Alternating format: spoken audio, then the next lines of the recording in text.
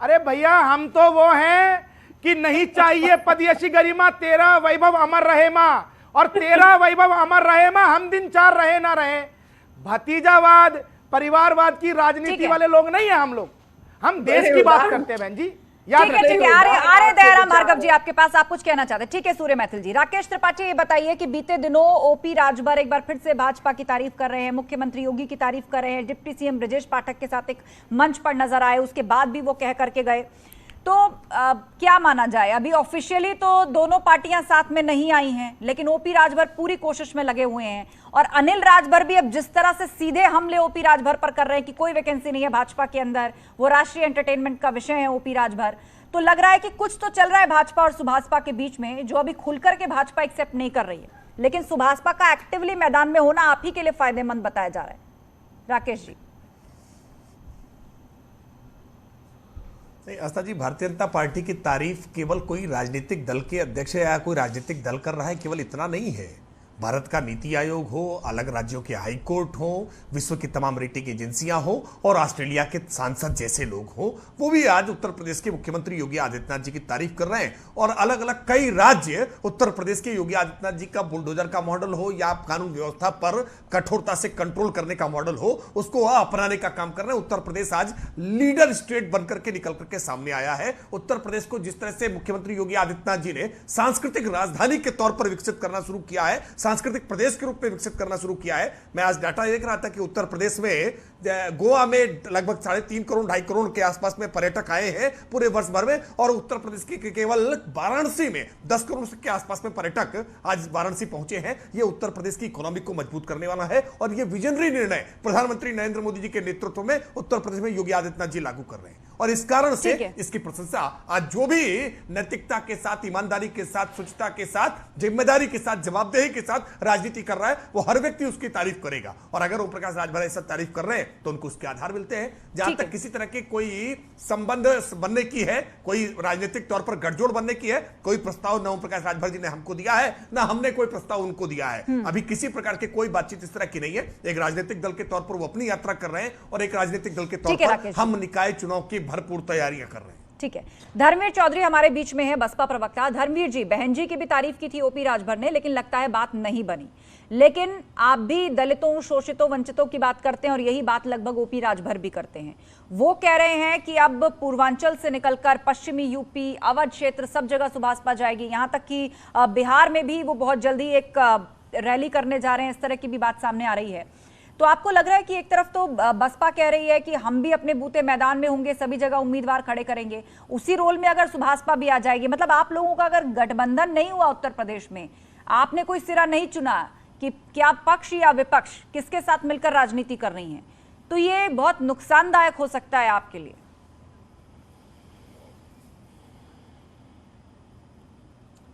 देखिए आस्था जी, ऐसा है कि मैं अभी आपकी इस बात का जवाब भी दूंगा, लेकिन मैं पहले राकेश त्रिपाठी जी जो अभी प्रवचन दे रहे थे यहाँ पर अंधभक्तियों की तरह, अभी वो अपनी पार्टी का पक्ष रख रहे थे। धर्मवीर जी, हाई कोर्ट ने, आप इस तरह की संज्ञा ना दें किसी को, वो पार्टी के ऑफिशियल प्रवक्ता हैं और अपनी पार्टी का पक्ष रख रहे थे। बलात्कारी, अरे मुझे बोलने दीजिए। अब आपका काम बंद हो गया, मुझे बोलने दीजिए। नहीं बोलिए आप, लेकिन आपस में सम्मान बनाए रखिए। धर्मवीर जी, आप सीनियर हैं, आप वरिष्ठ हैं, मुझे बोलने दीजिए। नहीं आप वरिष्ठ हैं, लेकिन दूसरे पैनलिस्ट के लिए सम्मान बनाए रखिए।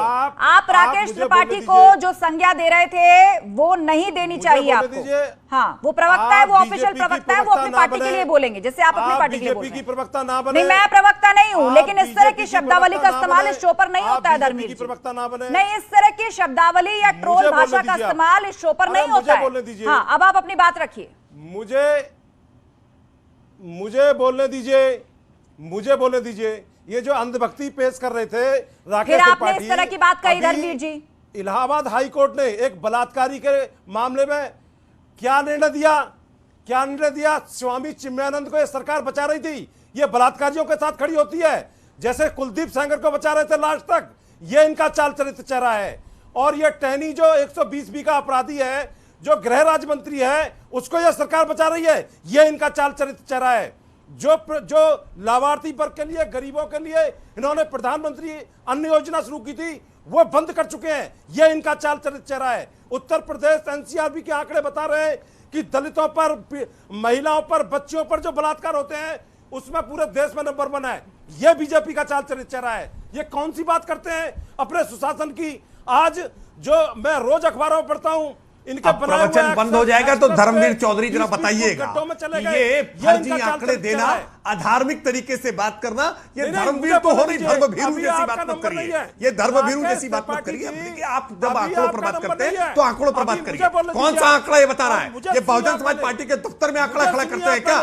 आज उत्तर प्रदेश आप कह रहे हैं कि महिला अपराधों में 1 नंबर पर है। आंकड़े पढ़कर आइए, 16वें स्थान पर है उत्तर प्रदेश आज महिला अपराधों के मामले में। बिना जानकारी के गैर जिम्मेदाराना तरीके से बोलते हो और इसी नाते आज बसपा की ये दशा हो गई है। इसी नाते बसपा की आज ये दशा है। और कितने दिनों तक बसपा में आप हो, करके बात रखिए, भी आप ले सकते हो। एक एक करके बात रखिए।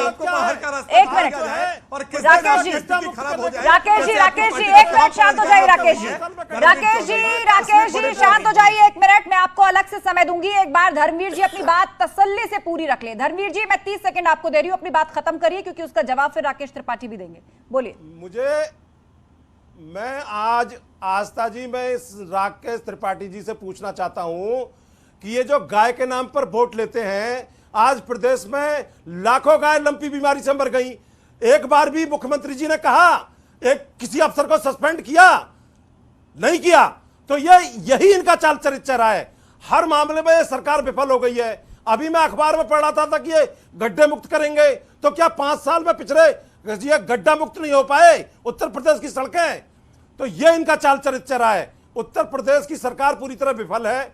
यहां पर सिर्फ एक ही जाति का तांडव चल रहा है। सिपाही से लेकर डीएम एसपी तक मिलेंगे और यही इनका चाल चरित्र है। यहाँ पर गरीब की कोई सुनवाई नहीं है। भ्रष्टाचार विस्तार से 1.5 मिनट आपकी बात सुनी गई है। सरकार जिस बात के लिए बनी थी उसमें पूरी विफल हो गई है। ठीक है, आपने मुद्दे भी गिना दिए कि किन मुद्दों पर आपने सवाल उठाया सरकार को लेकर। अब आप तसल्ली बख्श इसका जवाब सुनिए। 1.5 मिनट आप बोले हैं, किसी ने इंटरप्ट नहीं किया, जब किया तो मैंने आपको अलग से समय दिया। राकेश त्रिपाठी जी।